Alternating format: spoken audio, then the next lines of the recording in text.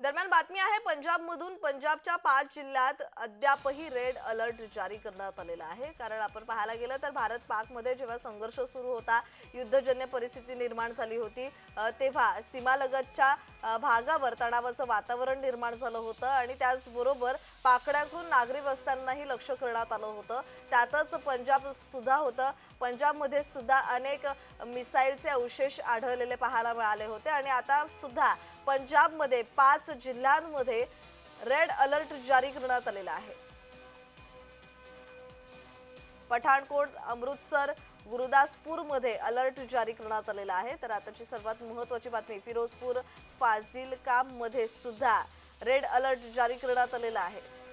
रात्री 8 नंतर लाईट बंद ठेवण्याच्या प्रशासनानं सूचना दिलेल्या आहेत। आपण पाहतोय सध्या भारत पाक मधला संघर्ष काही कमी झाला असला तरी पंजाबमधील 5 जिल्ह्यात रेड अलर्ट जारी करण्यात आलेला आहे। या संदर्भात अधिकची माहिती देतात आमचे प्रतिनिधी शुभम उमाळे। शुभम, या संदर्भातला अधिकचा तपशील।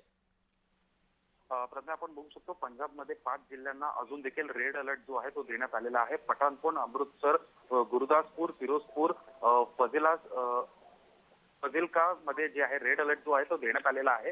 रात्री 8 नंतर लाईट बंद ठेवायचे प्रशासनाने जे आहेत ते सूचना केलेल्या आहेत। आपल्याला माहिती आहे पंजाब आणि पाकिस्तानमध्ये सुमारे 550 किलोमीटरची सीमा आहे आणि भारत पाकिस्तान तणाव हा कुठेतरी जो आहे तो अजून नरमलेला नाही आहे। युद्धविराम जरी झालं असलं तरी तणाव जो आहे तो अजून देखील आहे। डीजीएमओच्या बैठका ज्या आहेत त्या देखील सुरू आहे। परवा देखील बैठक झाली होती, पण खबरदारी म्हणून आणि खबरदारीचा उपाय म्हणून जो आहे प्रशासनाने जो आहे रेड अलर्ट जो आहे तो सध्या त्या ठिकाणी जारी ठेवण्यात आलेला आहे।